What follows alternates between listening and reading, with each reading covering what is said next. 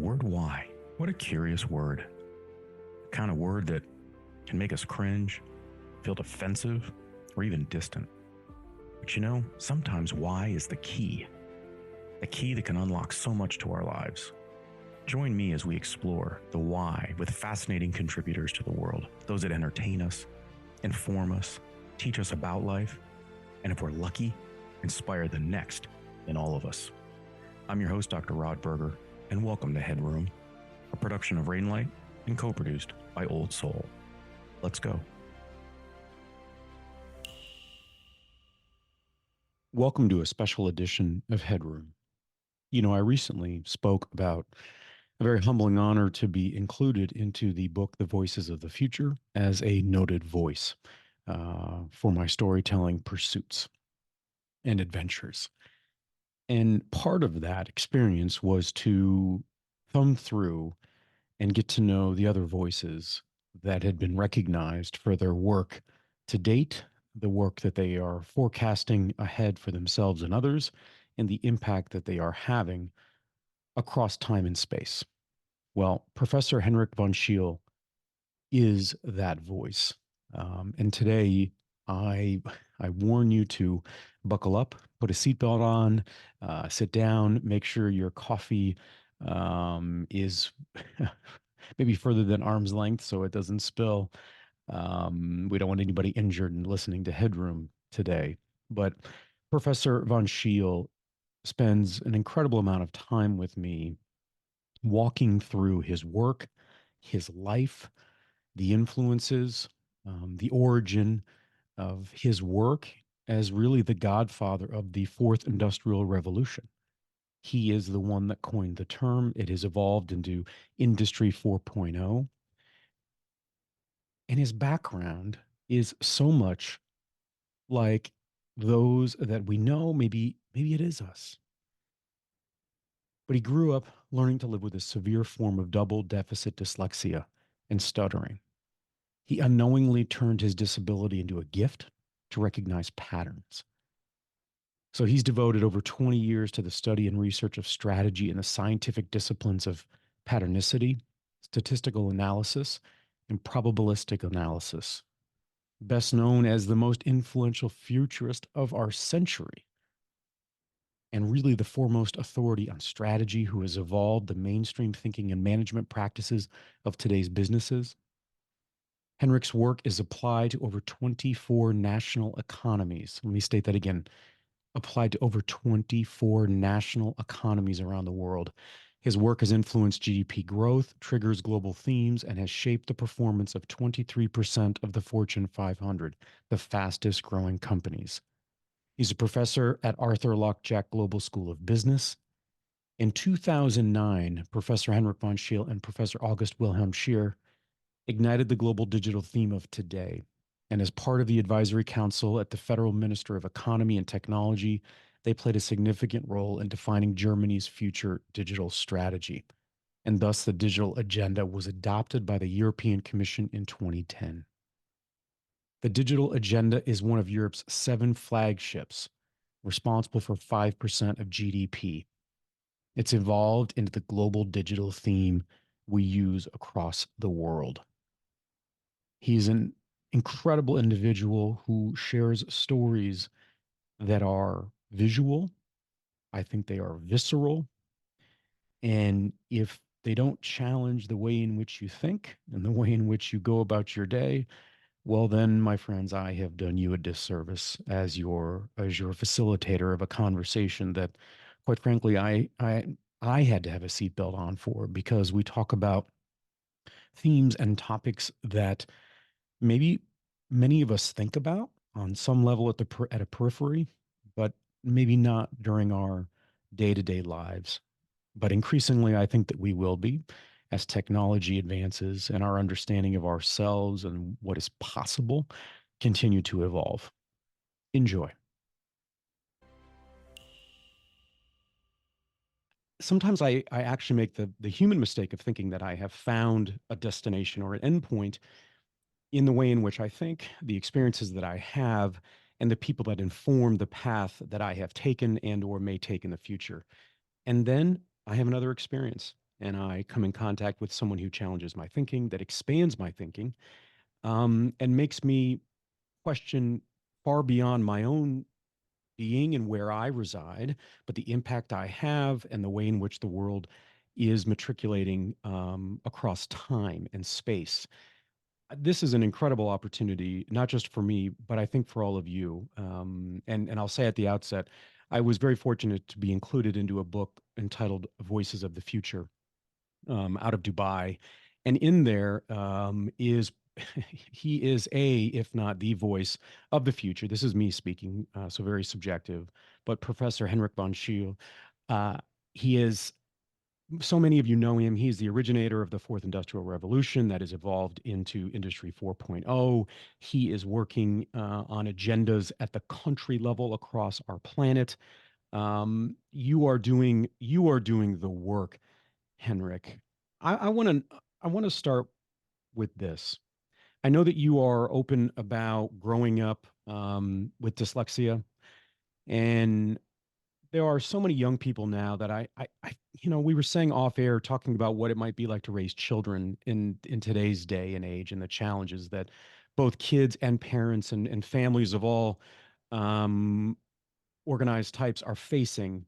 And I'm wondering if you can take me back to when when you were aware that your learning style, the way in which you took in information around you, was different from your peers. What was that like for you? So dyslexia is so when you see the norm of people, people will normally say this is a normal how people can operate and cope and understand. And then you have dyslexia, you have tons of different aspects of how the brain works, right? Dyslexia is that you are seeing, for example, you want to say day, but the brain turns around and says night. It says that you have a very difficult time of, for example, if you should read something loud, or if you are, so you're saying things the opposite way. You're seeing numbers opposites. You are expressing yourself in a different way. The brain recognizes it, but the mouth says something else, right? So that's a difficult thing to grow up with. And so when I was young, I came into a special school with handicapped children, right, with special needs. At that time, they didn't have all these nice words. It was just handicapped children, right, in wheelchairs and all of this. We weren't that well defined at that time, right? I'm 56 years old now, so I just came into a special room with other guys who were special, and they had one teacher once in a while, and um, I was actually at that time quite aggressive, and I had a teacher that was a German teacher who used a lot of time on me, and after a while he helped me with some techniques to overcome my dyslexia, but you never really overcome it, right? You just learn to live with it. And he taught me that it's there's strength in being dyslexic because you have an ability to categorize and classify. You can see the unseen that other people are not able to see, right? And so my strength, that teacher, he brought me on a journey where he was explaining me that it's my strength and I should stay in my lane where I'm strong and develop that, right? So that's what I did, right? And many years later, it always touches me when I say it.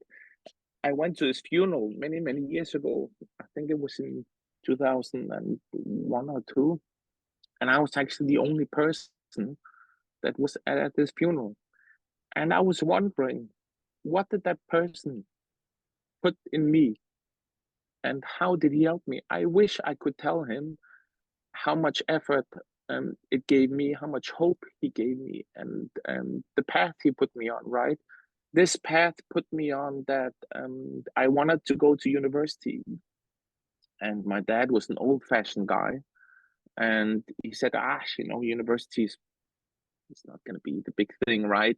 Needed the practical education. So he wanted me to take a practical education. So I became a horse butcher, right? That's a half year education to butcher horses and donkeys and all of this. So I learned that skill, and then I put the paper on his table and says, "Daddy, I'm I'm not a baker, I'm not this, but I'm a horse butcher. And then he let me go on university. He always felt cheated, but he let me go on university. And then I learned study, right? And my field today, the last 20 years, I've been studying strategy, right? People see me as a futurist, but it's strategy that I'm studying. And my key field of study is patternicity, right? I'm looking for repeatable pattern of best practices, industry practices, and leading practices. And how, so within that area, you look at the core aspects of how a company is structured, archetypes, how they relate to each other, how strategy relates to vision, culture, services, right? And and then you do the semantics and ontology to it, and within that you do the probabilities and analytical versions on how that works, right? So So within that Henrik, areas, so go ahead. speaking of probability, I want to put a pin in that. What a visual. I hope the audience caught what you said. You went to the educator that saw something in you as a boy, and you were the only one at his funeral. Yes. Yeah. I, not that we're talking about a documentary or a film about your life, but to me, that's the opening scene. That to think about, you just use the word probability. If you are objective and you think back about your life, sort of the environment that you were brought up in, what your father was hoping for you, and I understand that from a European father. We talked off air about mine, so I understand, the that's just not a The passing fancy. expectations. The expectations, right? Yeah. The language that's used, Yeah. what is implied, even by what is not said. And I'm curious if you objectively, what do you how do you think about the probability that you went from the school that you were put into to what you are now? Does that what's the impact? I don't want to say what it would do to me if I think like that, because we talk very flippantly about forks in the road for people, right? From a Yeah. narrative perspective. This seems much more severe than just a mere fork in the road. To have somebody who recognized you. I mean, you and I wouldn't be talking today had that teacher not looked and had a moment and said, "There's something about Henrik that I want to extend a hand." And during a time where we live now, where it feels like that's in very short supply, what a powerful message to think about you standing Yeah. there at his funeral by yourself as a young adult, reflecting on the probability that you are and would be headed to where you are today. Yeah. So I think for the listener that listens, right? I think that there's no coincidences in life. Everything happens for a purpose, right? And so that was my path to find my destiny, right? And so my archetype as a male is a Sigma male, right? That means I walk alone, I'm willing to swim upstream.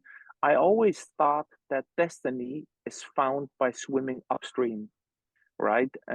Where you are finding something where nobody's willing to go, and you find your own path, right? In the Old Norse Viking language, it's the pathfinder that it's on front of the ship. He listens to the noise, he listens to the birds, he listens to the waves, he listens to how the water moves, right? So it's the pathfinder, and everybody has a path to find in their own life.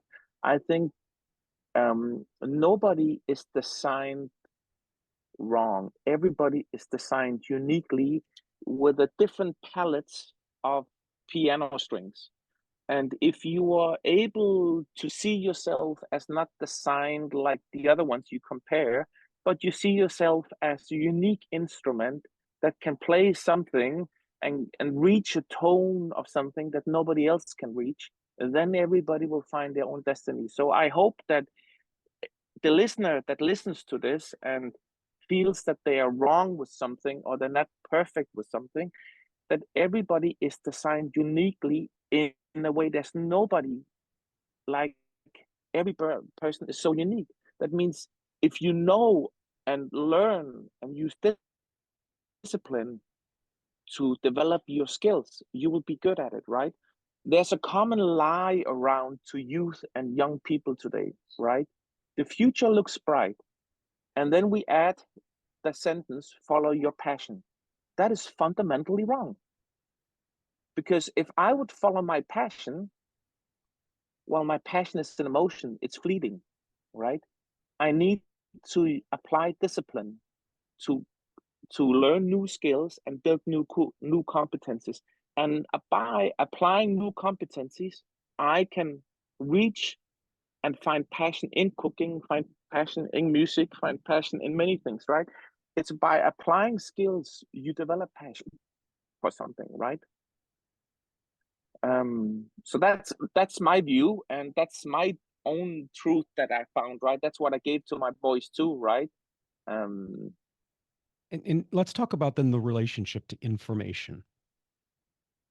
One of the things that I've noticed, and we're going to start to sort of walk into the fourth industrial revolution and industry 4.0, so we can help define for the listeners your work and your research, is that currently we're struggling with our what I would deem as our relationship to information, whether it means or what we think it implies if we dive into information. Is there a value? Are we deficient because we have not allowed ourselves to embrace learning and education and knowledge and resiliency because it's hard, it's not easy?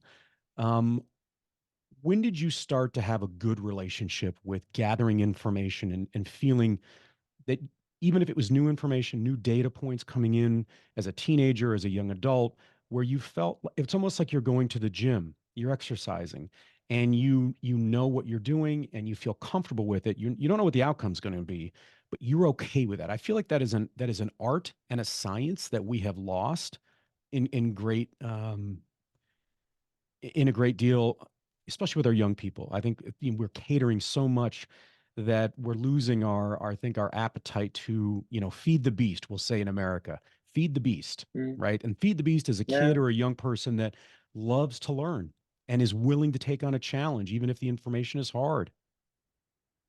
So let me reach out, but I will answer your question, right? So when you think about the fourth industrial revolution, are 77 mega trends that are colliding over a period until 2050 that are fundamentally changing every aspect of our life, how we live, interact, how our economy works, and all of this.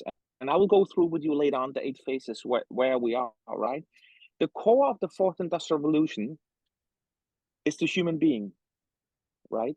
And our as a human being, we have an ability to adapt. And our ability to adapt is our ability to tell stories, to visualize ourselves somewhere else, and to move towards that.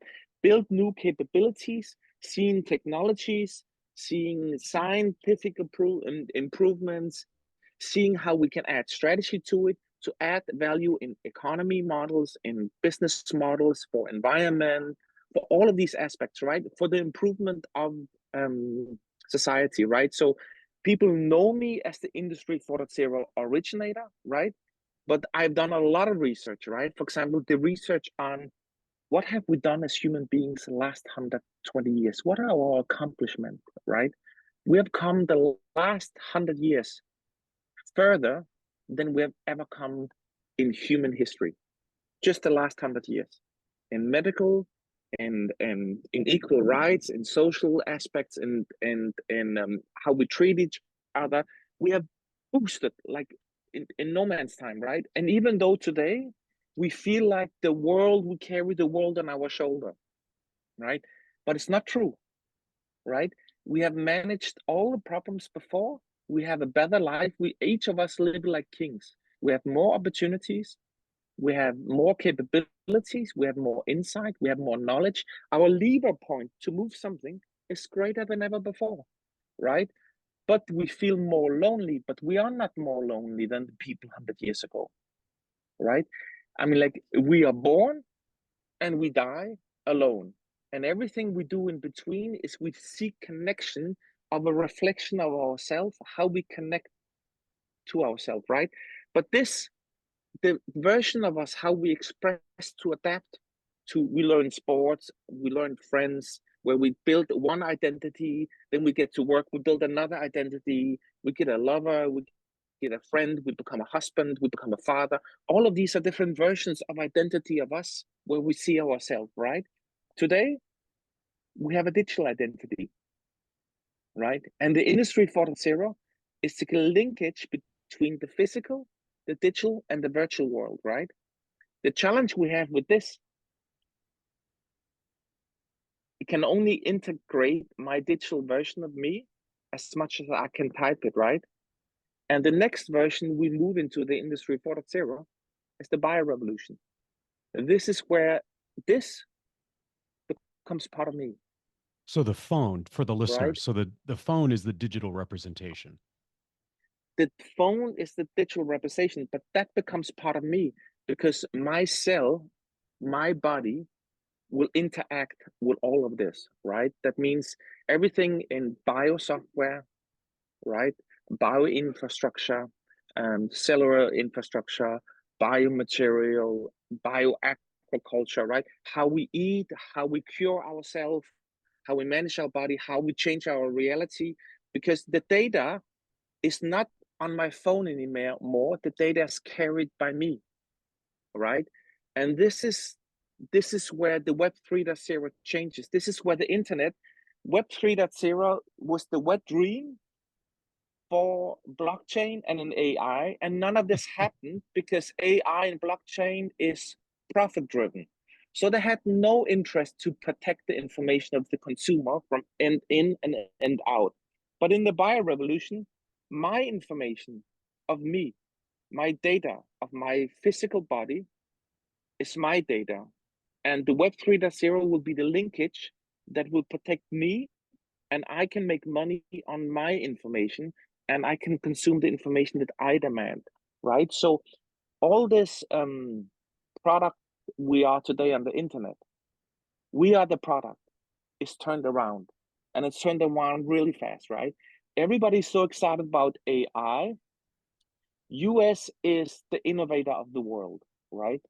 And Asia is the copy pasting machine of the world that makes it cheaper, right? And Europe is the regulator of the world, right? That means the AI today is US, the big machines, the open AI and all of that. It's nothing else than the biggest infringement on intellectual capital, stealing information all over to feed the monster, right? China will do the same. They will copy this in no time, right? But Europe will drive it via the bio revolution. They will regulate it in a way that it becomes, you become the product because we are the product, right? Our physical body is the product. I know it's difficult. I can go through it a little bit later, but So it's the where short does the version. trust factor then come into that, Henrik? Because as you're saying that, I find a lot of hypocrisy, right? So people will say in the U.S. we'll talk about data and student data or data from our children that we don't want accessed or we just want to sort of have a lockdown. Yet we all go and we bank mobily, we do all kinds of things that basically cross a threshold from our data perspective in the way in which we engage with information. Um, to what you're talking about with biosoftware, how should we understand or be prepared for an what I would say, and really you're the person to correct me on this, it's almost like a conscious relationship with information. It's not a mistress anymore. It is almost, I'm not saying it's living and breathing, but the way in which you're talking intimates that we will have a different relationship, whether we like it or not, with information and primarily our own information, whether and our own understanding about our bodies and the information that we carry, how that might impact the world, how we might, I don't know, create capital from that or gain. So I would love to sort of zoom in on our relationship to information, given what you just laid out for us. So so see, okay, let's go one step back, right? Let's go way back, right? When the Egyptians or the hieroglyphs were made, right? When you write something on a background, and you write something, so you have two colors to get a letter or drawing or whatever you do, right? That's the first level of information, right? You have two differences, right? Computers are ones and zeros, right? Then you go to that's binary. Then you go to quantum computer, which is ones and zero plus and minuses, right? So, but we're not there yet. That will take about 5-10 years, but we are moving towards that, right? That's a different discussion. I just came out with a quantum hype cycle. I'm part of the European Union advisory board on that, right? But in reality, right? So when you see ones and zeros, right? What is our body doing? A cell has more chemical balances between A and B. It puts your cell in balance, has more balancing than the whole internet in 1 second. So In 1 second. now in 1 second, I think it was in 2016 or 2018, the transformer came out, which was the big revolution in AI. AI has been there for quite a while. I know we're all about large language models, but for company AI is far more low level, where they do robotic process optimization and they're financing robotics, all way low down. They can do a lot. They don't have to jump on large language models, right? But if you see this ones and zeros, your body cell already has this included, right? So we are about to crack the nut on the periodic table on chemicals the same way we crack the large language model, right? What does that mean? We can communicate with our cells can store information and give out information the same way we do today, right? That means that the same way where you have today the infrastructure, how we send information, you can see my image and I can see your image, is a virtual image, right? But it's just ones and zeros that has been sent off and coming down there, right? Now your body has this information already. Your body has frequency and it has energy. The most of your cell is empty, so the emptiness stores the information, right? Let me freak you out a little bit more when you go down the alley of information, right? Now we are at the bio revolution, which is your body, and it will take about 10 years where we can crack the code, where we can do drug discovery, customized food, customized all of this that you need for your body, right? This is humongous, right? This will be huge industry, I'm telling you, right? So you have biosoftware, which is genes, biochemistry, algorithms, right? It's living software, right? Then you have biocomputing, which is how you can store information in your body, in your DNA, or how you can alter it. You have biosystems, right? So that's the neural transmitter interaction, how you can have, like Elon Musk does, how you can have an interface that can link it to it, right? You can have a bio interface, right? So you can alter your reality with chemicals in your body, right? You have the promise of cure, which is biomolecular, right? So in reality, it's four key technologies that have been evolving that are colliding together, right? And when you look at the periodic table, I have on the 77 megatrends, you have nanotechnology, bioinformatics, AI, blockchain. They're all part of this that is driving the bio revolution. Then you have biotech food, which is the future food, smart material, which is biofabrication, and bioprinting, which is the future of medicine, right? So now I'm coming to what scares, what is a little bit freaky in this, right? Think about now you're like, okay, Henrik, you're just about to blow my head. Now we're going into bio revolution. My body will carry the information, will change, right? It's humongous business area, right? Good. Let's go to quantum, right? Quantum entanglement, right? If my cigar here is a wire with 1 million fibers, and I send 10 megabyte in here, everybody will normally say the 10 megabyte appears on the same wire where I send it in. But that's not true. The double slit experiment told us something else. It will appear wherever you look at. That means you change the appearance of something in the history back, right? Good. But that's not what freaks you out. Now comes what freaks you out, right? Quantum has 12 fields that are quite strong, right? One is quantum communications, right? And in quantum, there are 6 fields, and one field is quantum entanglement. You send two quarks against each other, and they connect with each other, and you can move them, one in China and one in the US. That means however I turn it here, it will be turned on the other side. That's the entanglement. What does that mean? Now you see my picture in ones and zeros, and it moves via the Wi-Fi of my phone to a satellite or wherever, and it comes down to you, and it's being gathered together. There's no interlink between information. Whenever I turn here, it comes in here. There's no transmission of data, right? Holy fuck, right? Exactly. Holy macaroni, right? That means it changes the way encryption, it changes the way we transform information. But here's the funny thing: we are like children that are in atomic plant, and we are discovering something, and it's like magical science. But our body is already set up like this. It's already pre-programmed. Our energy is already pre-programmed, right? So we're now in the laboratory looking at it, and we're like we are freaked out by it, and it works, and we know it works. But when we look at our body, it's the same system.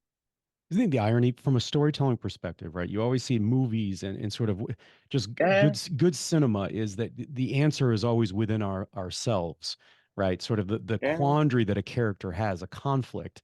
Often the answer resides within oneself, and that's exactly what you just painted a very complex picture for us. Okay, so if we're pre-programmed, Henrik, and I do believe I'm tracking with you, but it is quite a roller coaster ride here.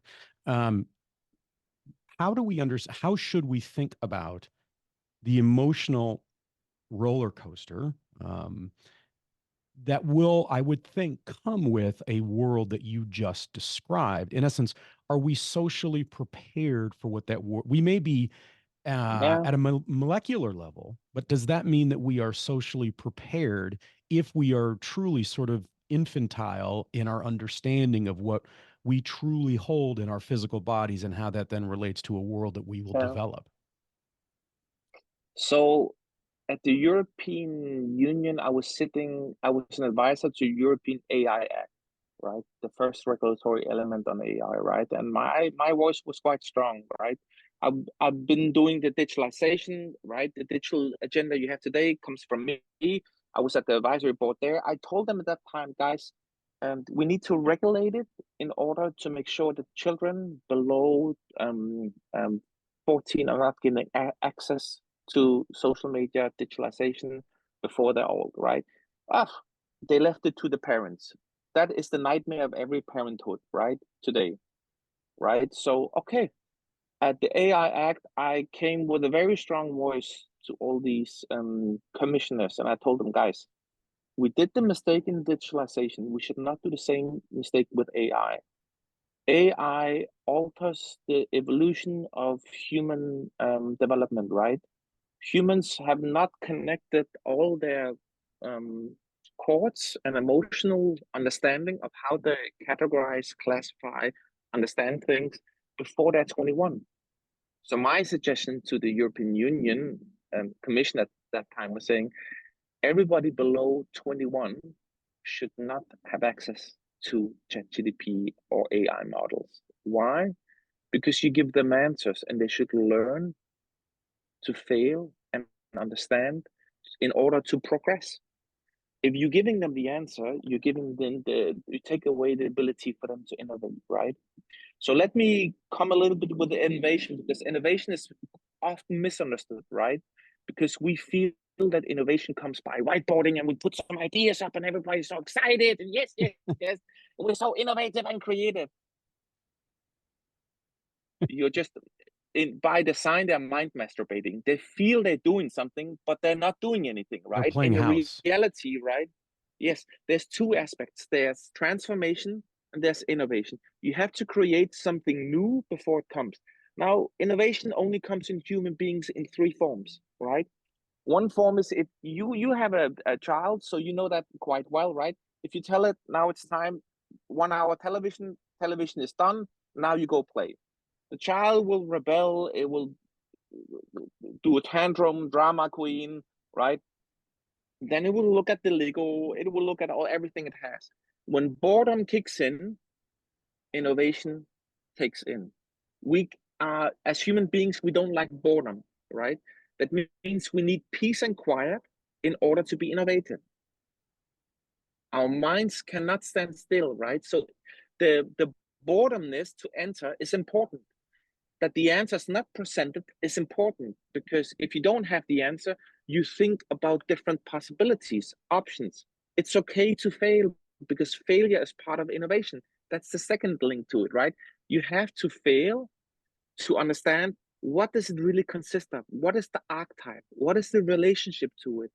And why is it reacting like this? And how far can it bend and reach? That's where the innovation comes in strategy and in all these other elements, right? And the last piece, that's why I'm smoking cigars, right? My innovation comes in by smoking cigars. How come?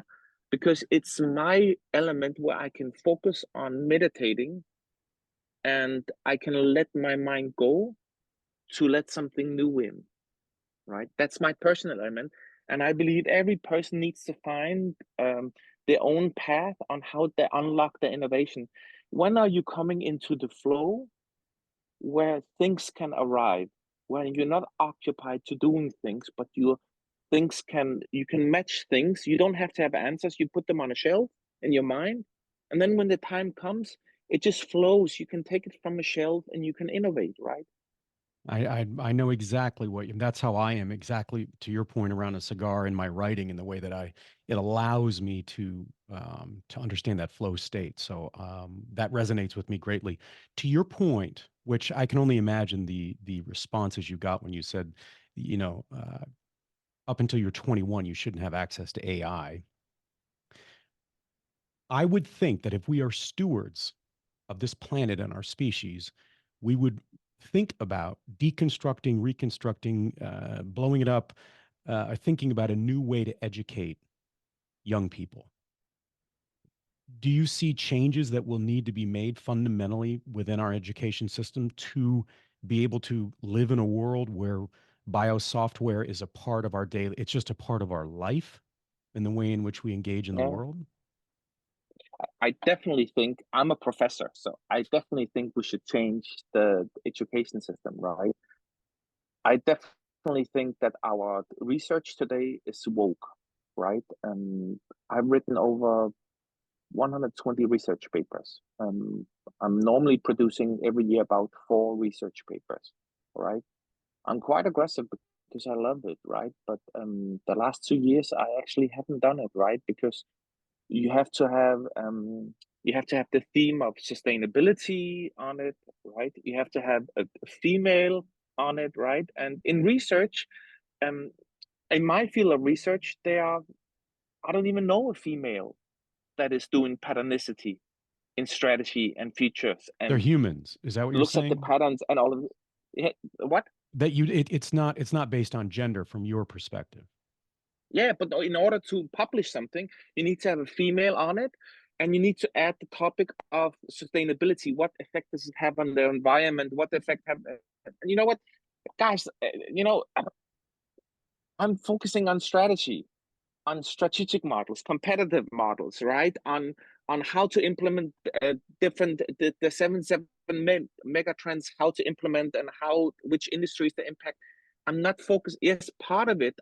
I'm focusing on regulations on climate, but that's a small piece. But I cannot add that every time to everything I say, and just add environment to it just because you want to have environment focus on it, because it's not true, So it's right? adding If you noise. focus, it's adding noise, but you're being pushed to do something which adds no value to what you do, right? Um, that's a big difficult today in research, but most researchers know it in their research field, but the public doesn't really know it that well, right?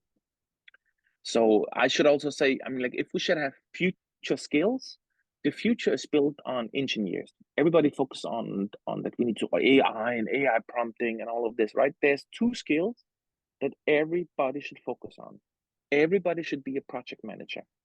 The skill number 1 in university that you should get, right? Because you know the Gantt chart, you know profit, how to run activities, goals, budgets, all of this. Everybody in a company, everybody in the family, every job you get, you run a project or you're part of a project. So that's one skill that everybody should learn, to be a project manager, right? And the other skill is that we had the last 5 years, we have fewer engineers in the US, in Europe, and in China than we ever had before. Education. Why? I don't know why. It's not attractive anymore, right? But engineers are the guys who build our world. They're the guys who innovate. They're the guys who do stuff, right? Software and services are not doing stuff, right? The screws, everything you have, everything we build is based on engineering principles, right? Headroom is produced by Old Soul, a one-stop marketing agency that understands the power of brand and nuance. Reach out to my guy Matt at Old Soul and supercharge your brand and content strategy. That's Old Soul. Shoot Matt a note at aoldsoul.com. That's AOLDSOUL.com. And now, back to our guest. Is that We a need is more that a engineers. byproduct, Henrik, of this when we talked earlier about telling young people go after your passion? I mean, if you take going after your passion in a world where everybody now assumes they can be an entrepreneur, in essence, Uh, in their but they need to minds, maybe build they're building. eventually. No, I know, but maybe in their Yeah, mind, they see what they're doing is building because they are whiteboarding. They are in their mind mapping.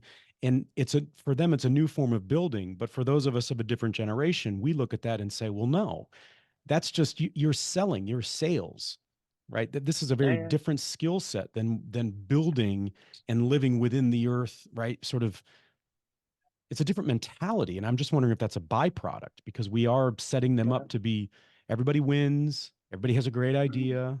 Uh, but I do think at the core that everybody is an entrepreneur, You right? do. And yes, I do think that, right? Because see, if you're in a company and you lose your job, you become an entrepreneur. You need to resell yourself, right? And if you're a father, you need to change yourself in different roles because first you found your love, and then you have children, and then you could become second role, and you become the supporter and the supplier of the family, right? And nobody in the family is interested in your shit, right? You're the father, you handle it, right? You need to be the backbone, you need to march forward, and you need to find a solution for them. You need to listen to them.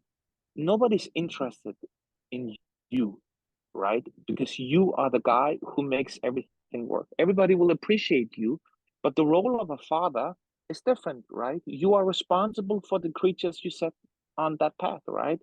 They will first appreciate you when they get their own children, right? Before you are just silent doing your job because you're responsible for it. You're accountable for it. That's it. So that's one of my other passion, right? I have three passions I have developed, right? One is strategy. One is the Institute for Strategy and Future Studies. The World Economic Forum has funded us for 10 years. That's where we have given all the messages to the World Economic Forum, to BlackRock, to all of them, right? So we come with the messages and give them the message, right? And in January, we went out. We are set up the researchers, hardcore researchers. We went out because it became a little bit too woke for us, right? Knowledge is accessible for everybody. Not if you say you're wrong, you're wrong, you're wrong. We have to buy this, right?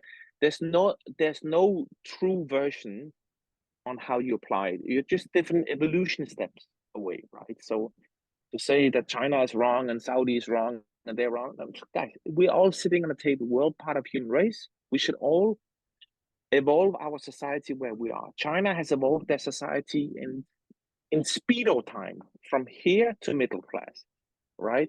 We should not point the finger at them saying they should do even better. No, they have come from here to here in no time, right? We should give them a little bit praise for what they've done. We should give Saudi Arabia praise for how far they have come to be the custodian of a religion in 15 years. I mean, like, they're not Europe, right? China is not Europe. China is not US. Saudi is not US. but they are moving in their direction up, right? So that's my opinion. Knowledge should be accessible, and everywhere a body applies it differently. That's my passion. That's why we're moving. We're looking for a new funder, by the way. We're looking for 10 million for the next 10 years. But and then my third passion is I'm actively engaged in. I'm a Sigma male. I'm actually engaged in supporting males that fail. There's a silent graveyard that nobody talks about, right? And we live in society where many males commit suicide, right? Many males are failing. Males don't express their emotions, so they fail silently. Once they break, you cannot mend them again, right? And so we as male have a responsibility over our families, right? But we also have responsibility for the ones who seek opportunities, the ones we see who struggle, to help them out. Because the male version, they struggle silently. The pain is silent, but it's deep, right? So we are the ones that need to support each other because we don't talk about it, but we need to give a lending hand to the ones who cannot see a path.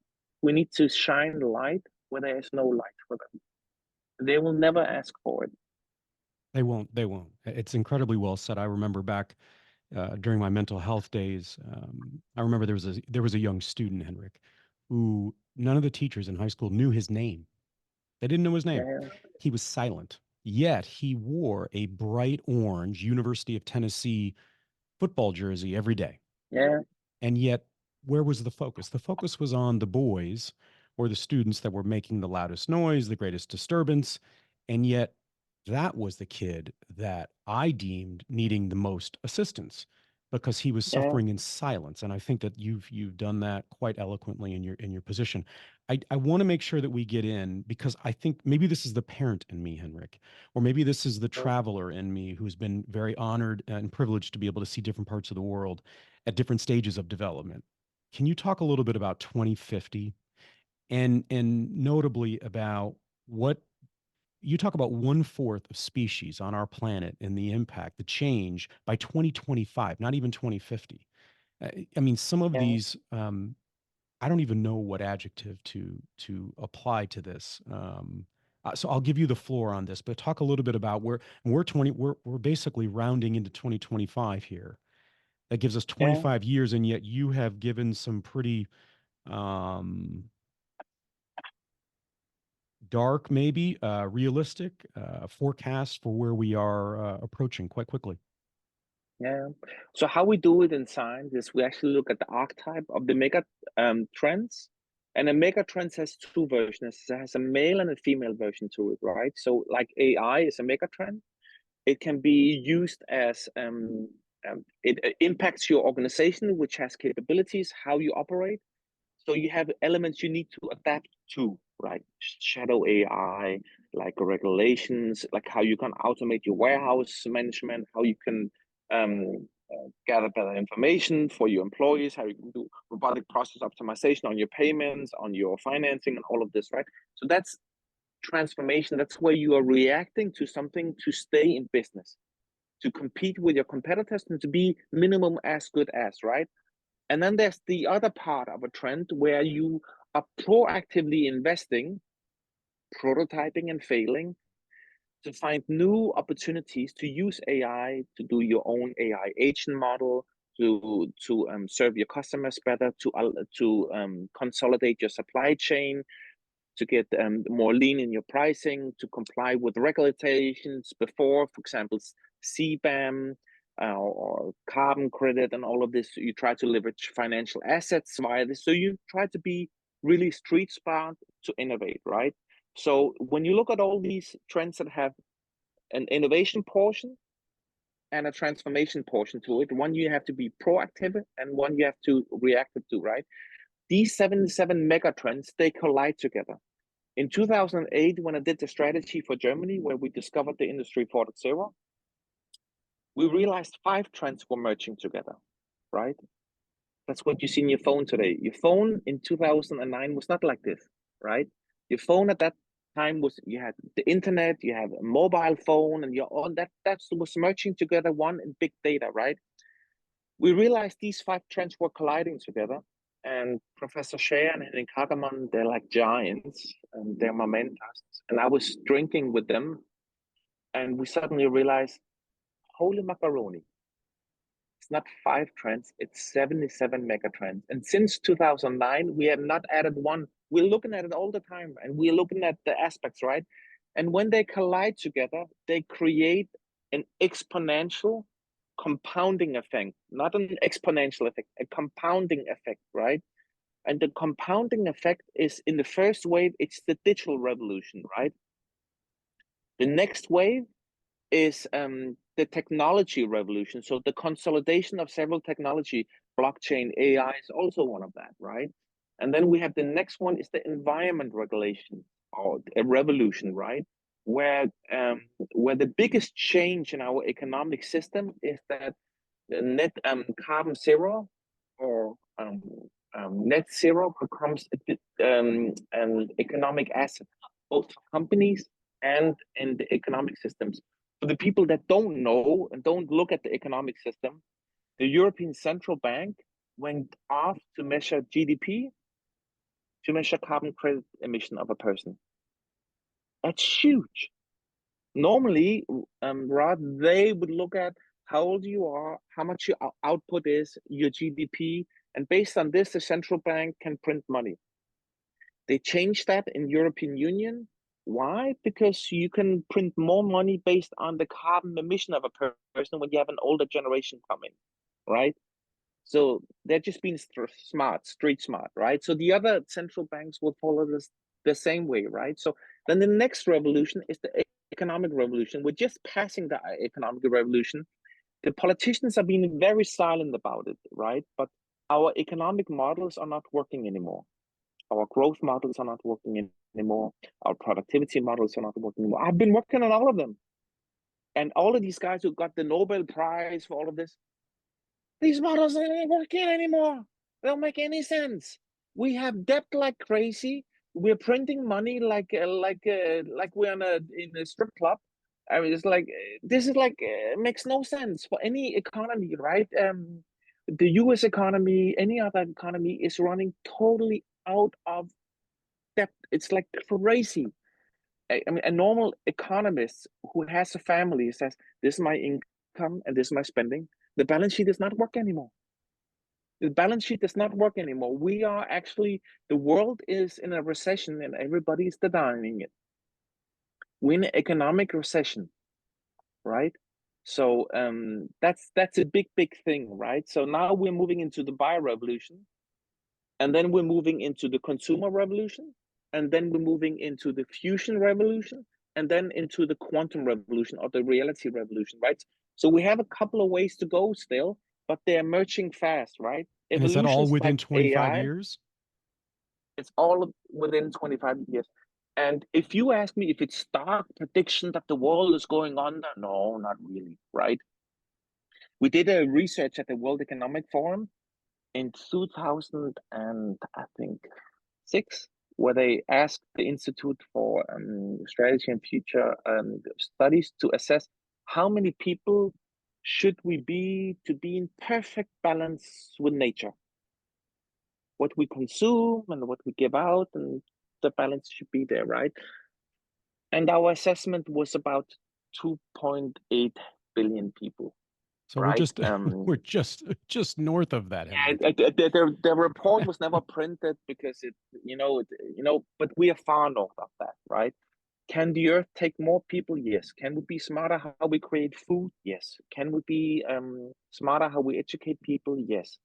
Um, uh, we need to be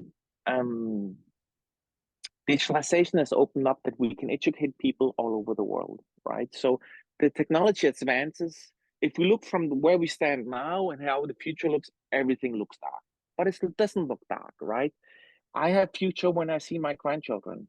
I see hope. I see hope in my children. I see hope in the guys that I teach at the university. I see hope at clients how they are innovative, right? I see hope everywhere, right?